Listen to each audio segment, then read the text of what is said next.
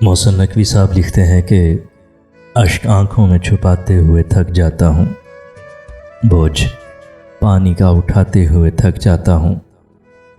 पाँव रखते हैं जो मुझ पर उन्हें एहसास नहीं, मैं निशानात मिटाते हुए थक जाता हूँ। बर्फ़ ऐसी कि पिघलती नहीं पानी बनकर, प्यास ऐसी कि बुझाते हुए थक जाता हूँ। अच्छी लगती नहीं इस दर्जा शनासाई भी, हाथ हाथों से मिलाते हुए थक जाता हूँ। गम गुसारी भी अजब कारे मोहब्बत है कि मैं रोने वालों को हंसाते हुए थक जाता हूँ। इतनी कब्रें ना बनाओ मेरे अंदर मोहसिन, इतनी कब्रें ना बनाओ मेरे अंदर मोहसिन, मैं चरागों को जलाते हुए थक जाता हूँ।